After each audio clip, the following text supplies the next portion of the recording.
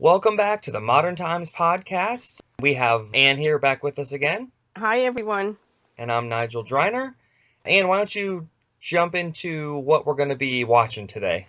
We're going to be watching Charlie Chaplin's very first mutual short film. Now, this film was not actually released until May of 1916, but the significance is that Friday, February 26th, was the 100th anniversary of him signing his mutual film contract, of which he got $10,000 a year plus $150,000 sign-on bonus. Making it the most... To that date, he was the highest paid entertainer, and it equals in today's money to about 14.5 million for 12 short films in 1 year. But he took 16 months. But Mutual didn't care because they made a lot of money. He made a lot of money, and they actually wanted to keep him. But First National offered him a little bit more independence, so that was the tipping point.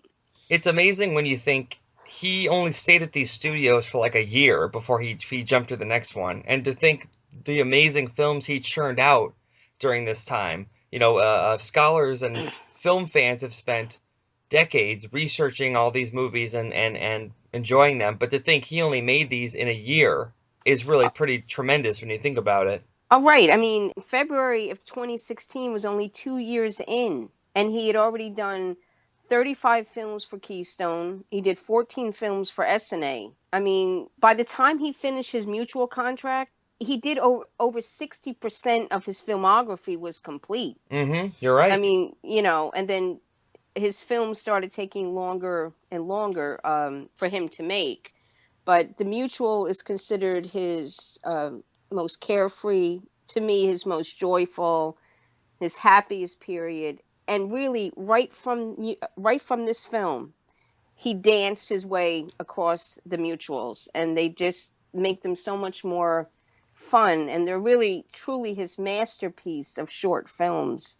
A lot of firsts in the Mutual period. Now we're going to do an episode, of course, where we go over the entire 12 films and 1916, 1917 in general, and we'll have that coming out this year. But we wanted to do, since it is like this week, the 100th anniversary of the signing of the Mutual contract, we thought we'd just take a look at the first Mutual film, The Floorwalker, and watch it with you. And as Ann and I were talking earlier about, it's not particularly the most remarkable film of the series, but the reason why we want to talk about it is because it was the first, and it signifies a lot of firsts in Chaplin's career, a lot of new appearances by people that would stick with him throughout his entire career. But then there's also some holdovers from SNA, so it's a conglomeration of the new and the old coming together. And for me, another significance thing is there's a skit in here, or sketch or whatever, that actually people did for years in different films and TV. And I wish I could find it. I have this visceral memory of watching Bugs Bunny, and I swear he was dressed as a floor walker, and it was just like reminiscent of Chaplin. I can't locate it. If anybody can, that would be great.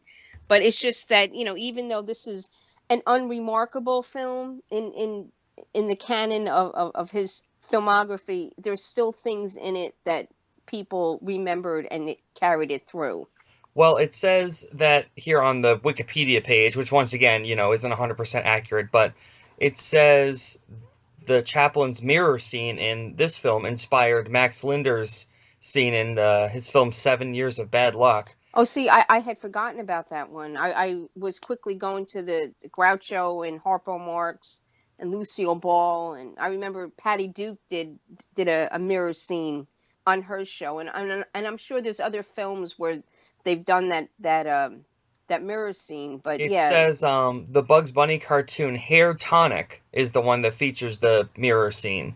Oh, okay. All right. And there's a Mickey Mouse cartoon called Lonesome Ghosts that has a scene similar, and there's even a version of it in Family Guy, it says, and as well as the X-Files. And then Oh, wow. you see Harpo Marx. Well, he played the mirror image of Groucho, and then I Love Lucy, Patty Duke Show. It's all there. It's all there. So yeah, I mean, I don't want to say this is the first time that this kind of gag had ever been done, because I'm guessing it had been done in vaudeville at some point. Maybe Right, Charlie got it from that, or Fred Carno or somewhere. But as far as film goes, I think this might be the first time it had ever been done on film. I could be wrong, and if I am, please let me know, because I'm not going to be the guy that sits here and says Charlie Chaplin created everything right. No, on planet Earth. But I but would love to see, kind of like the Fatty Arbuckle. Everybody thinks that Charlie did the roll dance first, but in actuality, as far as film goes, Arbuckle did it right. first, Mm-hmm. but Charlie made it iconic. Right. And as far as Bugs Bunny and Mickey Mouse, we know that both of their creators were influenced by Chaplin, so we can kind of think that yes, that's where they got their thing from this film, where the other ones, the Marx Brothers were on vaudeville. So if someone did a mirror scene, they may very well have seen that before. Hmm. Although actually something has played has I've often wondered about this. Harpo Marx, before I ever really knew the Charlie Chaplin to any great extent, Harpo Marx used to do this thing where he would go up to a woman, sit down, and throw his leg over her leg. And I often wonder, like, did because I know Charlie did that in his earlier films, and I used to wonder, like, did he get that from Charlie Chaplin? Because it just reminds me of when I see Harpo Marx do that, and the woman gets all like indignant, much as they did when the Tramp did it. Well, I mean, Harpo was the mute character, so it's no question to me he would borrow some of his mannerisms from Chaplin. Yeah, You know, yeah. did they ever meet? Yeah, Groucho Marx met Charlie Chaplin when Charlie was touring with Carno. He remembers seeing him and just thought he was like the funniest guy in the world. Then he tells this bizarre story about that he had gone with Charlie Chaplin to a brothel, and while he was doing whatever, Charlie was playing with the madam's dog. I don't, they're just so weird. But yeah, they knew each other from the Marx Brothers were with American Vaudeville, and when Carno toured, that's how Charlie Chaplin met him. Speaking of the Marx Brothers, I'd always been interested in seeing what Chaplin thought. Let's say Chaplin went to the premiere of a Marx Brothers film and watched it. I always wondered what his reactions to those films would be as just a film goer himself. Well, I think the interesting thing with the Marx Brothers, they had been around for a long time, but they didn't really get great until the talking era. So that's where Groucho Marx really became, popular. So it's kind of ironic that he became very popular in the talking era, where Charlie's greatness was in the silent and fearing that he might not transition over to talking films. Hmm. We're getting a little off topic here, so Right. Like we do. we've never done that before. Yeah. Um, Yeah. so, well, quickly before we go into the movie, we just want to run through a list of the new faces you're going to see in this film. There's Eric Campbell, of course, the new villain who would only ever really be with Chaplin through his mutual period because he unfortunately passed away not too Right. long after. I can imagine Charlie would have used him throughout the rest of his career because Oh, they for worked so well sure. together. Eric Campbell had been with Carno. He was not with Carno at the same time as Charlie Chaplin, but so I guess Charlie knew that he would have good, comic timing. And the thing about Eric Campbell, they could just stand next to each other, and that's all I need, because it's just such a contrast. And Hmm. 1 minute Charlie, in some films Charlie is fearful of him, and then in other films he's an antagonist, and it's just so interesting. But Eric Campbell, his first scene in this film is just like, wow, with because he used to wear the crazy makeup and the beards and the eyebrows going every which way, very melodramatic sort of makeup And this that is he his, wore. yeah, this is his first appearance in a Chaplin film. And As it's his first appearance in a film, period. okay, Yeah, this okay, was his film debut. and there's Albert Austin. Who actually was with Charlie Chaplin in Carno, and there's some Carno photos that you can see Albert Austin, and he this was his first like his film debut, and he was with Charlie all the way to his last film was City Lights. I mean, his last Chaplin film was City Lights.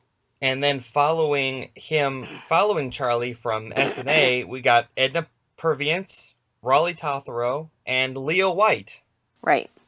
And like we were talking earlier, Raleigh came over from SNA, but him and Chaplin had never actually worked together. He was a cameraman with GM Anderson. But this was the first film. And he was with Chaplin from The Floorwalker all the way to Limelight. I know in the last few films he wasn't the main cameraman, but he was still like the main photographer.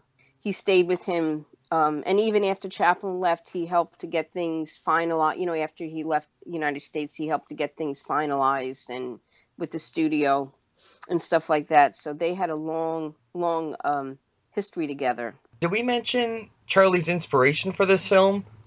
Yes. When he was in New York, he is said to have seen a man coming down, and it was like an outside escalator, and he's seen him tumble off the escalator onto the pavement, and that just planted the seed into his head to build this escalator, which had never been done in a film. And this is unique to me watching The Floor Worker because the escalator is the star of the show. The escalator is front and center. So there's a lot of, antics going on the escalator. And you have to wonder, though, too, if escalators were a new thing, I'm sure there were people that, even now, like if you're walking and you think that the steps are stationary and it's really an escalator, it kind of throws you off balance. I mean, if escalators were new, I mean, I'm sure that people were taken aback. Yeah. And there might have been a lot of falls and trips, and women had those long dresses. So yeah, there's probably a lot of tumbling and falling on escalators. All right, so we're going to start the film. 3, 2, 1, play. All right, here we go with The Floor Walker. There's the main title screen, which is kind of bland compared to the versions I've seen. It is. I'm not sure what the original title cards looked like. I don't think they look like that, but I could be wrong. I thought the title cards looked like the 90th edition of the That's Mutuals, what I very thought too. flowery and Now, see, that's something I found interesting was the fact that he fades in. I'd never right, seen a fade in to a film right. in a There's Chaplin before. there's Lloyd Bacon, who appeared in quite a number of his SNAs. He played Edna's fiance in The Tramp. Then he would go on to play, the artist in The Vagabond. Of course, the wind is coming through there because the Right, you can set see was, that. yeah. And Albert Austin makes his first appearance in a film. And there's Eric Campbell, first Uh, appearance in a film. yes. Oh my. I mean, that's just like whoa. That is just over the top. I thought that said George Bush. Mr. Lowenstein. That's a lot of money in 1916. $80,000. Mm-hmm. It's interesting though. I mean, you would think back in the Keystone days that this would have been played by Big Jim, Oh right, correct. Yes, yes. Max Swain. Sorry, I called him by his character name. And And there's there's Edna. Edna, who has just a really small role in here. It's not anything significant, which is a shame because I always loved Edna in his films. But she would get a lot more screen time later on. I Oh think yes. you said earlier that this film was kind of Charlie kind of finding his way at Mutual. Oh He yeah. he Yeah, wasn't breaking a whole lot of new ground in this film. He was just trying to get no. comfortable with the new studio. And that's the star of the show, the escalator. But this is a very manic Keystone-esque Oh type yeah, film. it is. But it's what I also like the fact that you can kind of see that this is how stores were set up. You see how they are with the escalator? It's all And then this was too, I mean, the rise of the department store and the not necessarily Walmart, but right. what we Before have that, now is the crazy superstore where you can go in and get anything. That was kind of a new thing during this time. This is Charlie's take on Like, you look at Harold Lloyd and you think Harold Lloyd is the one that always fights against technology and things Right. like hanging off the clock and all that stuff. I mean, but this is an instance where Charlie kind of took that same role, man against machine, which obviously would be borrowed later on in modern times, which has a lot of connections to this film as well. He borrowed a lot from the And there Floor he Walker. is. He finally makes his appearance, and he's just touching everything. He's looking at everything. If you watch the documentary Unknown Chaplin, you'll see a lot of outtakes from the Floor Walker. It Oh shows yeah. how he put this together. This is all very Keystone-esque. Oh yeah. It's just And you of see the course, wind. Max Sennett, when viewing this film, turned to someone and said, "Why the hell did we never think of a running staircase? It seems so obvious when you look at it, you know." Right. Yeah. And he seemed to have put a lot of detail into this film. And as we've mentioned before, detail in his films and stuff was not always his strong suit, but this is very meticulous. um all the different little products and the way that he has the banister up there designed. God, this reminds me of Mr. Bean. Mr. Bean went into a store like this, and he was doing similar things. That's actually how I got into Chaplin. Was I watched Mr. Bean on PBS, and I found Chaplin. I was like, oh, this is like the A lot original of Mr. people, Bean. right, a lot of people have actually made that correlation between Mr. Bean and Chaplin, so possibly he was influenced. Oh, definitely, I'm sure. There's no way around that. It's just like he's got such nerve. But it's also he's like a little kid. Oh yes, yes. He's not he's never seen anything like this kind of store before, so he's just taking it all in. He doesn't know what the public decency is in the situation. And Albert Austin has that classic, that's the same look he did in the pawn shop when he dismantled his alarm clock. He's just standing there like incredulous, like, really? Yeah, see, this is Then when you watch this too, I mean, think about a couple films later when he'd make 1 a.m. I mean, that was him battling with the right, stairs. yes. But the stairs were stationary, so it was the mutuals had a lot of Charlie versus stairs going on. Yes. Oh yeah, I mean even the keystones when he would fall up a stair, Mm-hmm. and slide down he doesn't quite know what to make of the escalator. And I have a feeling a lot of people didn't back then. It was probably a new thing. And then they're going to spend time kicking each other in the ass. Yes, it's very Keystone-esque.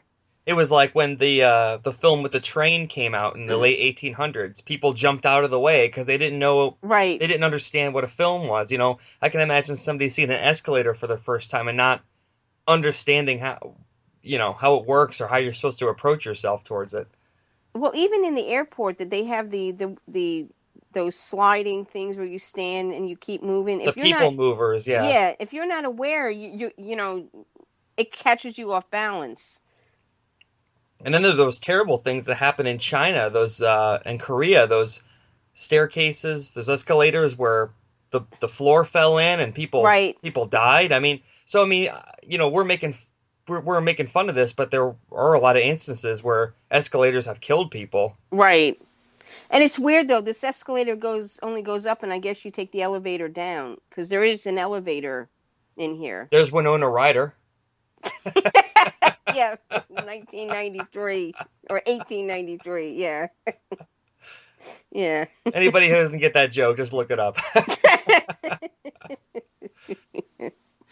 You're right. It's the escalator is the star of this film, and everybody's just kind of playing off of it. But from what I read, Charlie, when Charlie was in New York, he saw a man fall off of the escalator, and he built his entire set around that gag without really having any kind of story or anything around it. He had that whole thing built, and then he just made the story around the escalator. Right, because everything was basically improvisation. Now, I wonder who that detective is. I can't remember his name, but yeah, and of course he's showing Charlie a badge because so anytime, yeah, it's Anytime there's a badge is shown, he tries to be good.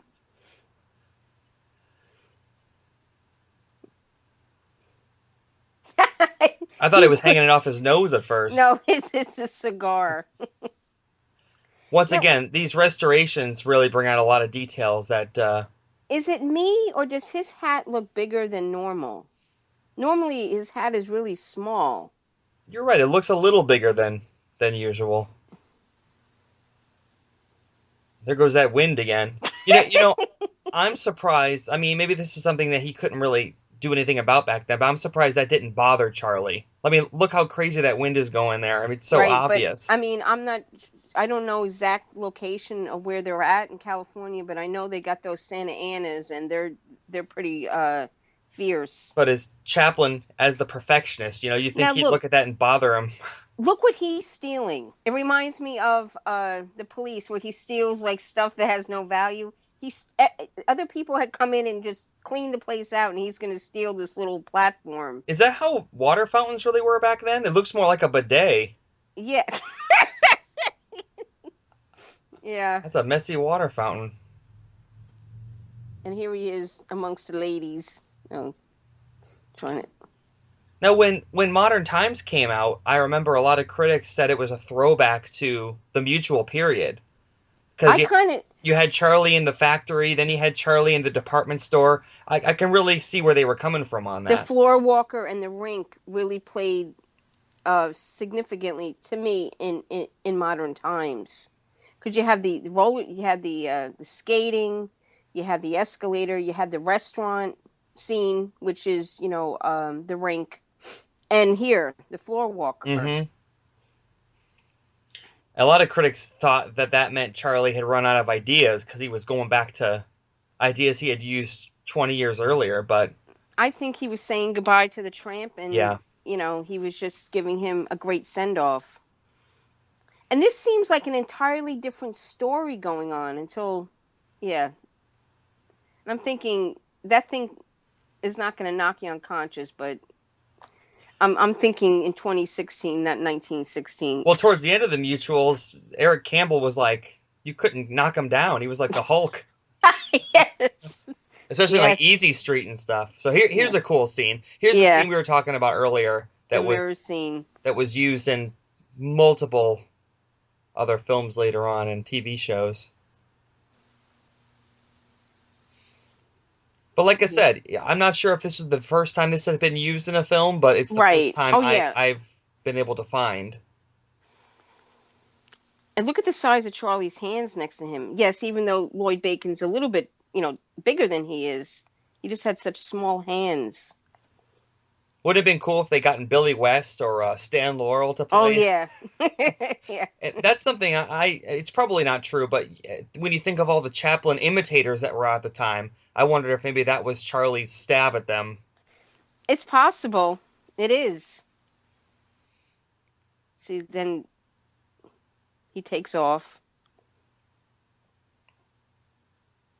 You wonder where all those props and that calendar, everything, all that stuff probably just got thrown away. I wish I could see the calendar to get. Yeah, now watch. Charlie's gonna kiss him.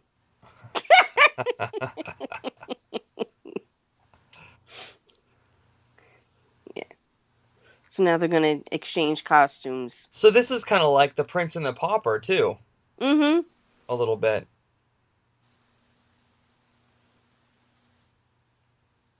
Charlie's hat on the floor there has something inscribed on it on the inside there, you can see. Oh yeah.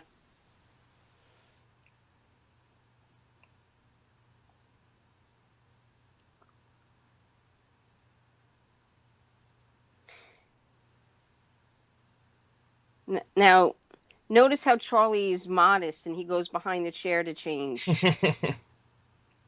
That one's Look. for the ladies. Go behind. Yeah, Eric Campbell's always knocked out for a couple seconds. Then when he wakes up, he's like unstoppable. Yeah, now that suit is way big on him, and Charlie's tramp costume's kind of small on him, but and see how he scratches his palm? Mm-hmm. That's a lot of that's like an old wives' tale, like I'm coming into money, which he came into. Now, that one line later on that's shown, Spoon Deluxe Forever, Yeah, what does I that gotta. mean? I have no idea. I have to find that out. I always, every time I watch this, I say I gotta find out what that is, and then I forget. It's got to be some old term. In fact, man, maybe I can Google it right now. Once again, waiting for the elevator. Yeah, that's the thing. You have to take the elevator down. Yeah, I don't know why he's kissing this man in the forehead, but Hit his nose on the way down. now I think you know who that is. That's James Kelly. You Whoa. know, isn't it? I think that's James Kelly. Is this his first appearance too? Oh no, he was in the SNAs. Remember, he Okay. was he was in the SNAs. He was in Police. The the guy that had his watch stolen as he Of was. course. Yeah. Oh, yeah, yeah, you're right. So he went over to Mutual with Charlie too. Okay. Yeah. SNA had to be pissed. Oh yeah, because he. I mean, Charlie went and he took a bunch of people with him.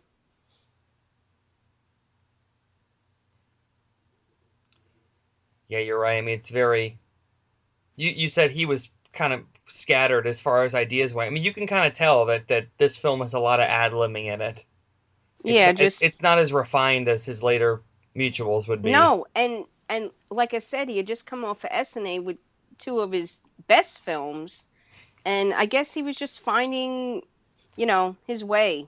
Kind of like you said earlier when he started with SNA, his new job, that was kind of like all over the place. His new job was like a stab at Max Sennett too, and Keystone, Right. making fun of it. Yeah. So that's supposed to be him leaving the Tramp.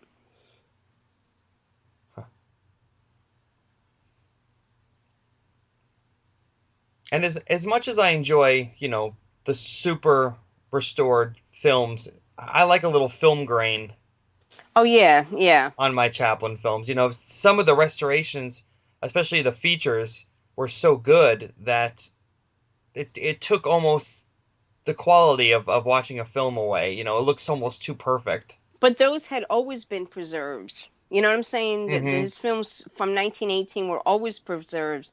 These, I mean, oh my God, that they had been in the public domain and the Keystones. Well, we know about them, but the SNAs and they. So here Edna is again. It is laughing. Well, then the Van Buren company bought the mutuals in the 30s and turned them into talkies. Well, not talkies, but they gave them soundtracks. Yeah, I have a set of those, and it's weird to hear like whistles and bells and different sound effects. He thinks that's a woman. Yeah. I don't know if Edna's acting here or she's being natural because It it. is, yeah, it does seem very natural. Yeah, I don't. Yeah. But you're right though. Edna's just kind of there. She doesn't really have a role, but she will. She will. So Oh yeah, definitely. now, obviously Eric Campbell passed away not too long after the Mutual films were completed. Um, but if he had survived, I can imagine him being in Oh, all the Chaplin he would films. have been Big Jim for sure. Yeah. He would have been the in the circus, the ringmaster. He possibly would have been the drunken millionaire in City Lights.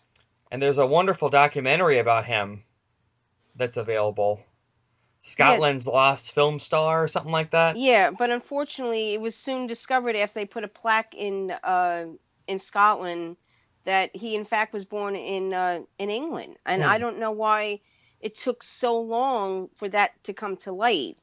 But yeah, he was considered Scotland's first movie star. And here's Leo White, fresh off of bastardizing Carmen. He always played pretty much the same characters. These kind of frantic, what do they call them, Frenchmen. Oh, and here's Charlotte Minu. Is that she was over in the SNAs, wasn't she? I Oh don't know. yeah, yes, she was in his very first SNA. She played that statuesque actress in his new job, See, the I one didn't know that that. he pulled the skirt off of accidentally. So she Remember? came. She came with him too.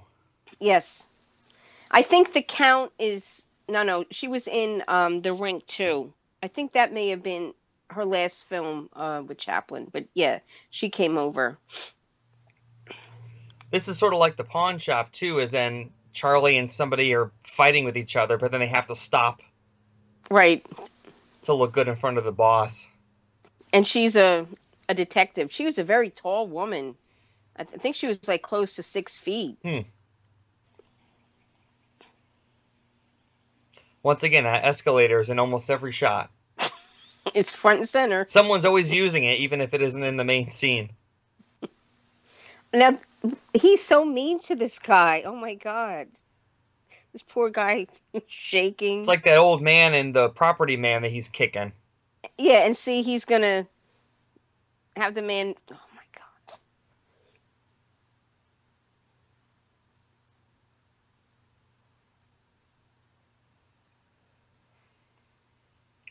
Here's the original Al Bundy, Yeah, the shoe salesman. yeah. But this, like I said, this was a relatively new thing at the time. This Oh yeah, and look at the department store detail. concept. Yeah, look at the detail with all the boxes for shoes, and I mean, he really puts a lot of detail into the set in this film. Now, where's the Lone Star Studio located at? And has it been I torn don't. down or is it still? I believe it's gone. It was on Lillian Way in Hollywood. I'm sure that it's gone. Because, obviously the SNA museum is still there.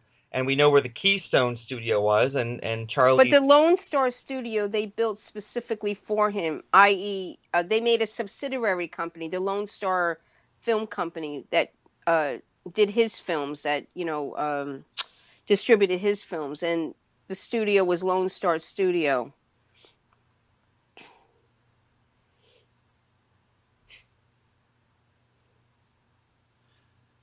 Watering the flower hats. I know sometimes he's just not the sharpest knife in the drawer. He really,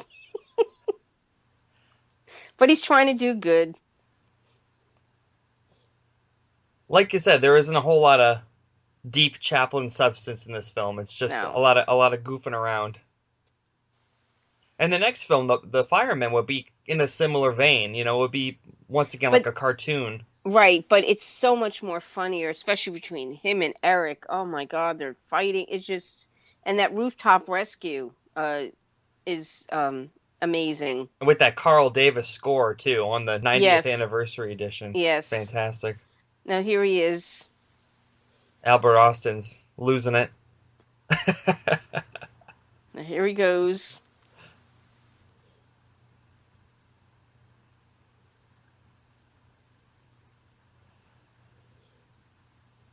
And he's touching this woman's feet and he gets beside himself. But But look at the other women turning around.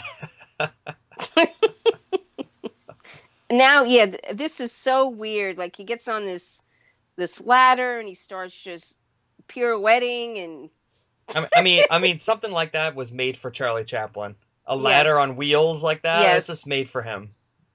There's no way he can go wrong on a prop like that.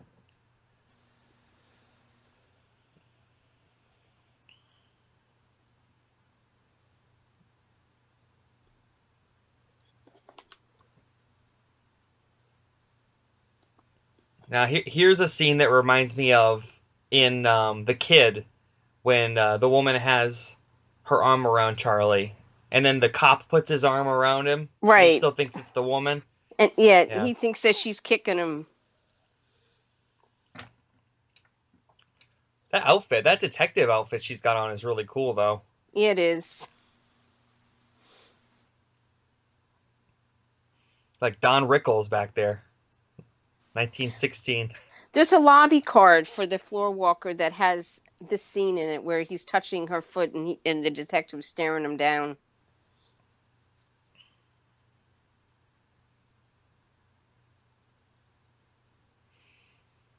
A lot of props, a lot of, like Yeah, I I mean, said, there's Charlie didn't normally use this many yeah, props in his films. yeah. It was more about him and his personality. But this one, he really went all out. It Maybe, was like an experiment. maybe because it was the first one. Maybe he wanted to try Mm-hmm. something different. You know, he was always trying something new, and even if he didn't go back to it, he would try it once. Like I said, even that fade in at the beginning, I don't recall ever seeing that in a Chaplin film before. There's a couple tracking shots too, like when Edna's going up the escalator for the first time. The Right. camera moves with her, which didn't really happen a lot in Chaplin films either. He did it again in The Count when he's at the dinner table and you get a panning shot of the people that are around him. But you're right, he didn't do a tracking shot.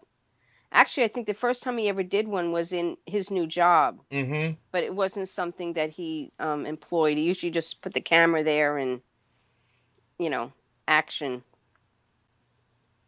And we'll reiterate from before. I mean, this is the 100th anniversary of these films, and um, these were ones that, if I recall, were played on TV a lot in Right. the Mm-hmm. 60s and 70s and the 50s even. The Early television, because I think they were free to show, so they'd show them right. on TV as often as they could. Now he's up the escalator Yep. and he's actually doing a backward somersault, which is friggin' amazing. Oh my god. His body had to hurt him all the I time. I mean the way I know he prepared himself for those kind of falls, but there's no way he did not hurt himself. right, and the way that he bends his back backwards is amazing. All right, this is funny. This is where he kicks the money and then he's like dee dee dee. Oh god, he's so fast. But that's the camera being sped up too. But this is and this yeah, I this is funny. This pose. Spoondulix forever. Spoondulix forever. He goes diving in there. Now this is a great scene between them. Their first great scene. Yeah. And like I said, he dances in many here, right here, he dances and he danced all the way through the mutuals. I don't think he danced as much in any other film period as he did in the mutuals. You're right. Everything Yeah. has a balletic quality to it. Yeah. And that's what Vaslav Nijinsky pointed out to him when he visited him on the set of Easy Street. Oh no, wait, I forget. In Sunnyside, he danced, but oh god, just knocks him out. Didn't W.C. Fields say he was the greatest goddamn ballet, or all he Yes, was a goddamn ballet ballet dancer? dancer. Now look, you can see a string, a wire that's hanging off of Charlie. If you look really close, that's he's actually hooked to a wire, Unbelievable. and I never knew that. they show that I believe in Unknown Chaplin. But yeah, when he picks him up, you could see the wire because I'm like, how is he not snapping his neck? That's really clever. Well, it certainly hid better than it was in City Lights when he does that. Oh yeah, the boxing thing. I mean, Yeah, that looks so bad. It looks. yeah, You it think they really would have? was. I'm shocked that Charlie let that go through. But You see, like Ben Modell was saying, this comedy he looks like a when it's Keystone Cop. undercranked, it has such Right a more manic cartoon quality. there you go. This It is looks just right out of modern times when he's trying to. right. Mm-hmm. In the department store, trying to go down the escalator. He had to be exhausted because as many takes as he's done that he usually does. Now we have the Stairmaster for this. Now people spend hours a day trying to Yeah, tone themselves up doing this very same thing. Especially with those big shoes he has on, though. I mean, that yeah. not the easiest thing to do. But I can imagine audiences just loving this They loved anything in Chaplin. 1916. Yeah. And especially because this was a big publicized thing, was Charlie's move to Mutual. To right his contract, and yeah, and everybody was anxiously awaiting um his mutuals. So did, not to jump back to SNA, but did Police come out No, after the Mutual film started being released? no, Mutual came out at the end of March, and then Carmen came out in April 16th, and then this came out May 16th. Okay. But in the meantime, his films were constantly in circulation. Yet this end is just so erratic. It's just so Keystone-esque. Oh, apparently the escalator can go down. It has a little handle. Yeah, I can see Max Sennett being floored by this film. This is right Yeah. out of the Keystone playbook, the whole thing. This has like it ends very abruptly. I'm And yeah, wondering I'm wondering if maybe there's some footage missing. yeah, because doesn't it? It just ends very abruptly. And um It's possible that there was something else there, because you're right, it does end very abruptly, and this film's 100 years old, so there could be something missing from the very end there. But yeah. all in all, it's a very enjoyable film. But like I said, he would go on later to do a lot better. Oh yeah, his mutuals was a continuing revelation, and he had to start somewhere. It was a new studio, a new company. The escalator was the star of the show. It always seemed to be front and center, and it was just something different for him. And Um, in case we didn't mention it enough during the film, I mean, that it's a big deal that this was the first film where he used Raleigh Tothero.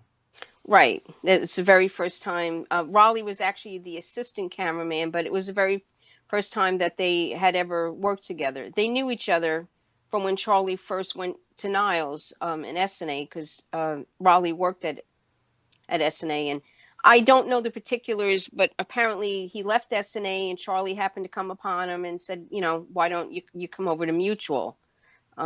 So he brought a lot of people over with him from Mutual. Yeah, they all made the Uh, right choice. yeah, But definitely. later in the year, we're definitely going to get into the Mutual films. We'll probably do another commentary or two with Sarah. Sarah was unavailable today to record with us, but we're definitely going to do an overview of the entire period of the Mutuals. But since Right. this was the 100th anniversary of his first signing the contract, I thought it would be fun to just look at the first film he made for Mutual and just enjoy it for what it is, which is just a silly Key, comedy film. right. A Keystone-esque, but it's significant. Albert Austin and Eric Campbell's film debut, Raleigh Tothero coming over, and he used a lot of gags, a lot of the department store and that escalator were really the star of the show, where normally it's Charlie. In fact, there's been times when I've read where people had said to him while he was filming about a continuity issue, or that picture's crooked, and his thing was, they're supposed to be looking at me. In other words, you know what I'm saying? Like, he was a star, but he allowed the escalator and the department store. And it's interesting too, is you can actually see that this is how people lived. This is what a department store looked like You're right. back then. And And this is an example of Chaplin seeing something in real life and him realizing I can make an entire film out of that one scene, or not that scene, but that one particular moment that he viewed in real life. I can make a whole film out of that, and he had the escalator built and the department store built without and even really knowing what the film was going to be. He just knew it was going to involve an escalator. That's it. and actually, his next film, The Fireman, he was inspired walking past a firehouse for that film. But the only difference is that was actually filmed in a firehouse, so he didn't have to reconstruct firehouse. But Exactly. that's how he got inspired. Well, Anne, any final thoughts on the Floor Walker? It's interesting. This is first film, a lot of first, and if you look at that film and then his 12th one, The Adventurer, how much he had evolved, but he truly started. He danced his way right through the mutual period, and he shows it in the very first one.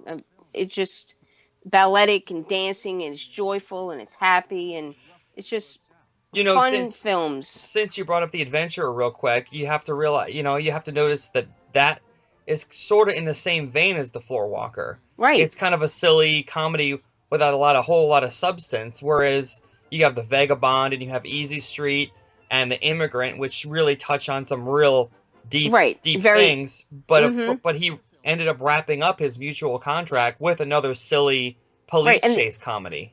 right, and the end of the adventure is very Keystone-esque. He's running. It's the chase. It's one of his best chases. I mean, it was really well constructed in that respect. But yeah, it's he's harkening back to his days at Keystone. Though I think at that point it was kind of a like a put on. Where here I think he was just trying to find his way. Yeah, It's and just a great period. as the mutuals went on, he got more daring and daring and pushed the deadlines back farther and farther as he wanted Oh to try yeah, more things. right, yeah, But because this is a wonderful introduction to the mutual period. I can't mm-hmm. lie. It's not his best, but it's for the amount of firsts in it, it's a very enjoyable film to watch. So, Right, and there's a lot of outtakes from this in Unknown Chaplin. all right. Well, thank you again for listening to this commentary episode. Thanks for joining the Facebook page. Thanks for Thanks for the participation. We really appreciate it. It's a lot of exactly, fun. exactly. And you can find more about Chaplin on our Facebook page as well as Anne's Chaplin for the Ages Tumblr page, which she runs. And Facebook page. Yeah, Hmm yeah. So, all right. We'll see you next time, and thanks for listening. All right. Bye bye. Bye.